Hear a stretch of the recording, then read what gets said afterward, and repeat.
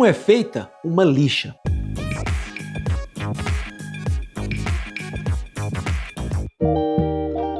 Fala, amantes da engenharia!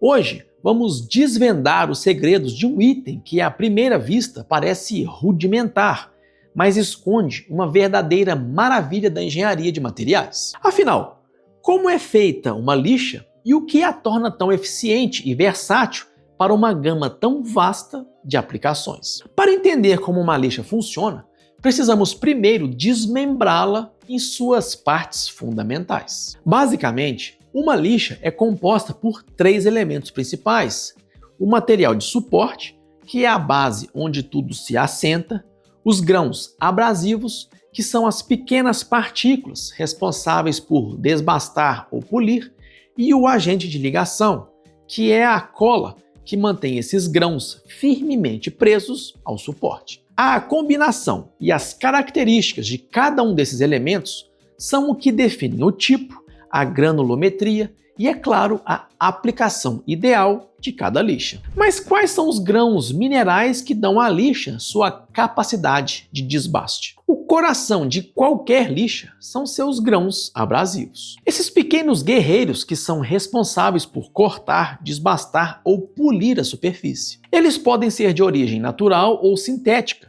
e a escolha do material depende muito da aplicação final da lixa. Entre os abrasivos naturais mais antigos, encontramos o quartzo, a granada e o esmeril, que já foram muito usados. No entanto, com o avanço da tecnologia, os abrasivos sintéticos ganharam destaque pela sua consistência, dureza e durabilidade. Entre os abrasivos sintéticos, o óxido de alumínio é talvez o mais comum e versátil. Ele é produzido sinteticamente e conhecido por sua dureza e resistência, sendo ideal para lixar madeiras em geral, metais e muitas outras superfícies. Já o carbeto de silício, um dos minerais mais duros que existem, é excelente para materiais mais duros como metal, vidro, plástico e até mesmo cerâmica. Ele é especialmente eficaz em lixamento úmido, pois seus grãos tendem a quebrar em pedaços menores e mais afiados durante o uso,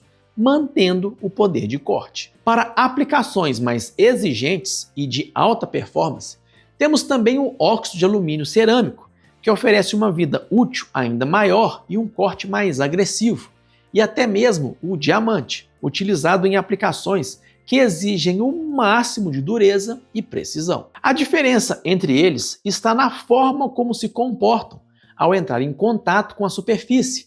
Alguns se desgastam e se arredondam, outros vão se quebrando, expondo novas arestas de corte. E sobre o material de suporte?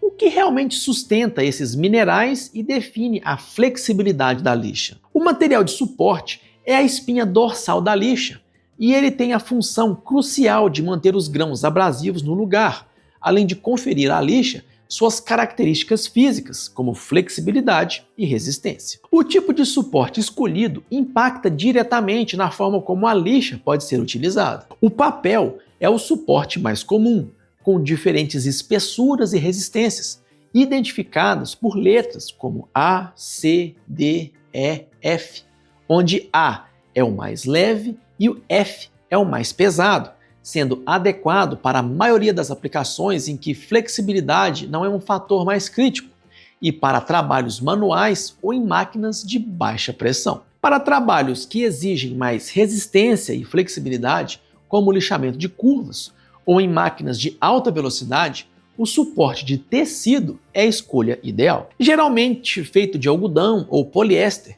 ele é muito mais durável e resistente a rasgos. Existem também os suportes de filme, que são mais recentes e oferecem uma superfície mais uniforme e resistente à água, resultando em um acabamento mais consistente e preciso, muito utilizado em acabamento automotivo. Por fim, para lixas manuais ou em blocos, o suporte de espuma é excelente por sua capacidade de se conformar a contornos e distribuir a pressão de forma mais uniforme, evitando marcas. E como esses grãos são fixados ao suporte de forma tão resistente? A união entre os grãos abrasivos e o material de suporte é feita por meio de um agente de ligação, que são adesivos especiais geralmente resinas sintéticas. Esse processo de fixação é um dos pontos mais importantes na fabricação de uma lixa, pois ela precisa garantir que os grãos permaneçam no lugar sob forças de desbaste,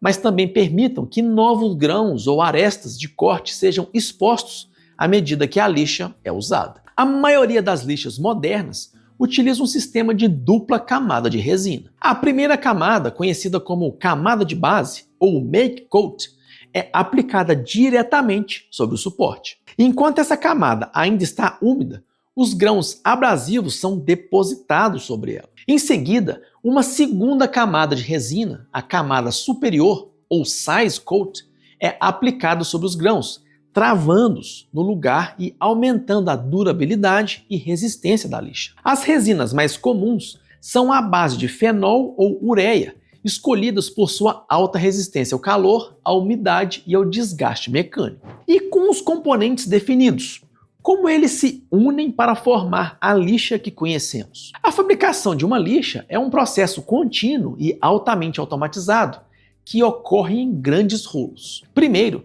o material de suporte, seja ele papel, tecido ou filme, é desenrolado. Em seguida, uma máquina aplica uniformemente a primeira camada de resina sobre o suporte. Agora vem a parte mais engenhosa, a aplicação dos grãos abrasivos. Em muitas máquinas modernas, utiliza-se um método chamado deposição eletrostática. Os grãos abrasivos são carregados eletricamente e projetados em direção à camada de resina úmida, que possui uma carga oposta. Isso faz com que os grãos se alinhem e se levantem de forma perpendicular ao suporte, como pequenos arbustos, garantindo que suas arestas de corte fiquem voltadas para cima. Essa orientação vertical é crucial para a eficiência de corte da lixa, pois expõe a parte mais afiada do grão à superfície de trabalho.